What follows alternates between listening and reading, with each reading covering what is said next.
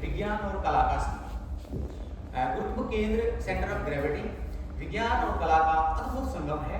संगम शब्द इसलिए यूज किया गया है क्योंकि हमारी सांस्कृतिक धरोहर है, जहाँ तीन नदियां मिलती हैं उसे भी हम त्रिवेणी संगम कहते हैं। आखिरकार गुरुत्व केंद्र विज्ञान कला का संगम है, तो कला से इसको जोड़ना क्यों आवश्यक है? स्थापत्य कला, वास्तु शिल्प कला, किसी भी कला से इसको जोड़ना क्यों आवश्यक है? क्योंकि इसको विज्ञान कला से जोड़ना इसलिए आवश्यक है क्योंकि विज्ञान को जीवंत बनाता है।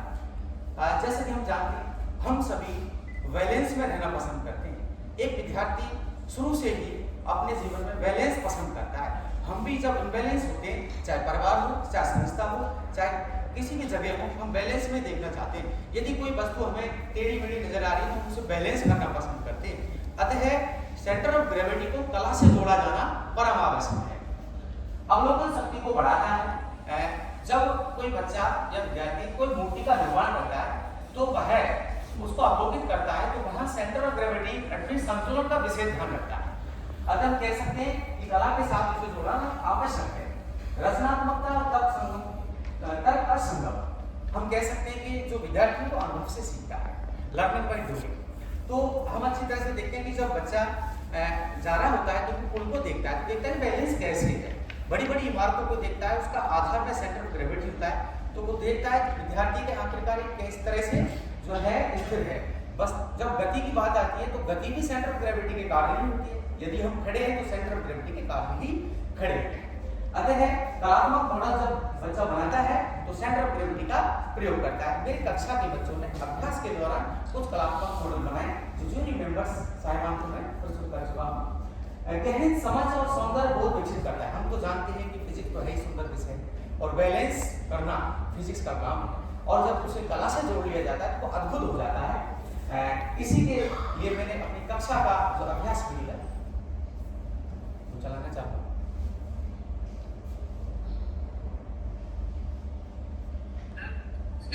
उसके अंदर आपको centre of gravity, centre of mass खोजना है और मुझे बताना।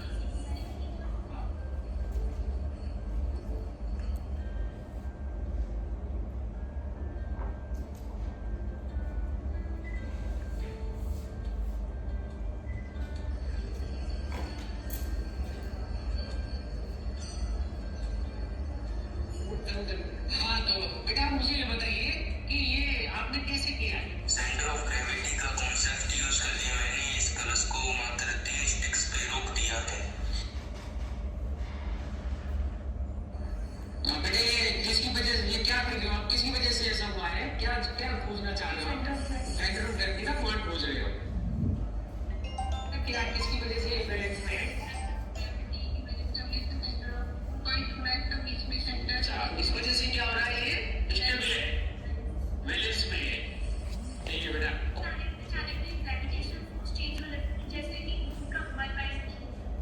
अच्छा, सेंटर ऑफ मास का मतलब क्या है?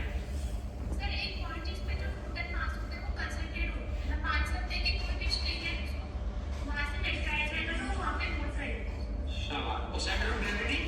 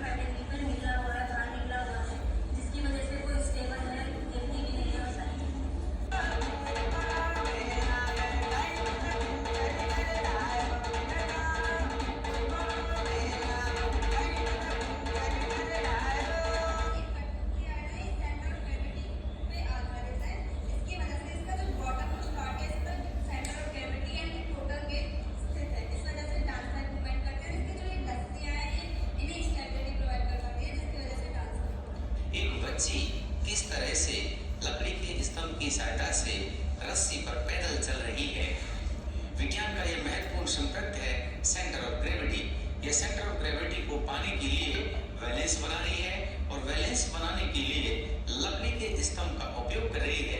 ये साइकिल की रिम पर भी चल पा रही है। यही है centre of gravity. This was all from my side. ये मेरी कक्षा का अभ्यास का वीडियो है। साथ ही बच्चों को मैजिकली तरीके से सेंटर ऑफ ग्रेविटी को इंट्रोड्यूस करने के लिए हमने कुछ अभ्यास किया। जैसे कि हम देखें, अभी मैंने स्टिक लिया था फल को खाने का, वो मैंने जला दिया है, बट दोनों जो चम्मच हैं वो स्थिर अवस्था में इनका अवलोकन किया जा सकता है। किस तरह से ये कांच के गिलास पर स्टिक जमी हुई है। This is the example of centre of gravity जो मैजिकली लगता है। साथ में ही जैसे हमारे पास ये काला जो है कलश है, लगता है जैसे इसमें बहुत कुछ जादू है या ताकत है। अब मैं इसकी ताकत को ट्रांसफर करके नीचे के जो पवित्र या देवीय जो कलश है उसमें ट्रांसफर कर दूंगा और उसके बाद में हम देखेंगे कि किस तरह से ये आग प्रज्वलित हो गई। इसका मतलब इसमें से जो ताकत है नीचे के जो है कलश में जा चुकी है। अब हम इसको यहाँ से हटा देंगे, फिर भी ये टिका रहता है। बच्चों को लगता है कि जैसे कि ये तो मैजिक हो गया, but there is centre of gravity. Centre of gravity के कारण जो point of centre of gravity है वो हमने एक पॉइंट पर ला करके स्थिर कर दिया है। तो इससे बहुत ही इंटैक्ट जो है बच्चा हुआ और क्लास में जब हमने देखा बच्चों ने स्वयं ही मैंने उन्होंने बताया इक्विलिब्रियम ऑफ बैलेंस, इसके अलावा टॉर्क, दोनों कंसेप्ट बच्चों ने खुद जनरेट किए। This was surprise to me. और उन्होंने खुद नहीं बताया, उन्होंने हिस्ट्री से भी जोड़ दिया सब्जेक्ट को, जैसे पीसा की मीनार का एग्जांपल लिया है। इसके अलावा लाइफ से भी उन्होंने जोड़ा।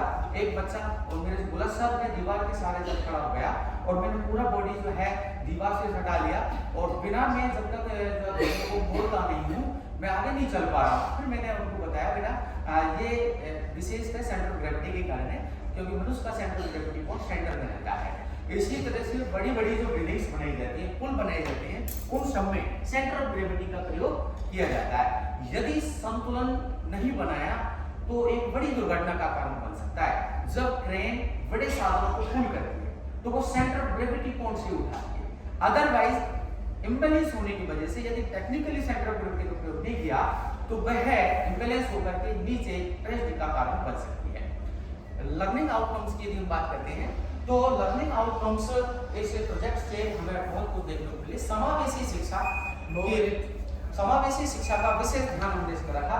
जो टॉयज जो खिलौने क्ले और मॉडलिंग के द्वारा बनाए गए बच्चों के द्वारा वो जीरो मेंबर्स को मिलती हैं। साथ ही इन मॉडल्स का प्रयोग करके दृष्टिबाधित बच्चा फील करके सेंटर ऑफ ग्रेविटी को देख सकता है।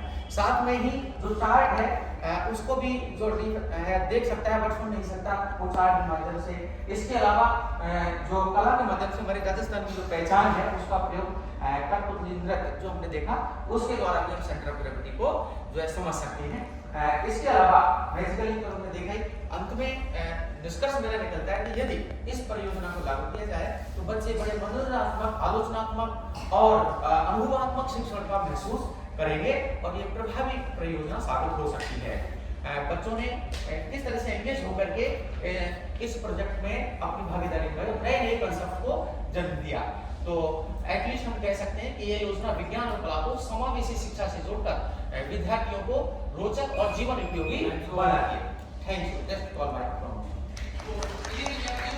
आपने पढ़ा centre of gravity. Class teacher शिक्षण है उसमें ग्रीन बोर्ड या बोर्ड जो होता है उसका कोई महत्व है? ग्रीन बोर्ड का महत्व है। हाँ, ग्रीन बोर्ड का तो आईसीटी में बहुत महत्व है। जब हम उसको रिमूव करते हैं ग्रीन बोर्ड को तो वो हम पीछे से कोई पता लगाते हैं। आप पढ़ा रहे हैं, हाँ, मान लीजिए कोई अधिकारी या प्रधानाचार्य या आपके जो शिक्षण विधि है उसको ऑब्जर्व करने के लिए आते हैं, तो आप जो पढ़ा रहे हैं तो आपको बीच में डिस्टर्ब नहीं करेंगे। तो कैसे फाइंड आउट करेंगे कि आप किस क्लास को पढ़ा रहे हैं, आपका टॉपिक क्या है, क्योंकि जब निरीक्षण कार्य कर रहा है वो तो कुछ तो लिखेगा, तो इस चीज़ से पता लगाएगा कि आप कौन सी क्लास है, कौन सा पीरियड है, कौन सा टॉपिक है, क्या विषय है। हाँ, उसके लिए मैं ग्रीन बोर्ड पर ऊपर की साइड में ये लिखा है। तो मतलब इम्पोर्टेंट पार्ट ऑफ टीचिंग है। राइट। और आपने बोर्ड देखी? हाँ, बिल्कुल। बट इस प्रोजेक्ट में मुझे आईसीटी की वजह से लेना इतना भी हम आ जाए उसको पता और नहीं दूसरा कौन सी क्लास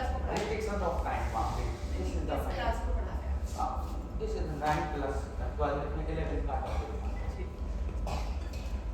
नौ से बारह। Code number 8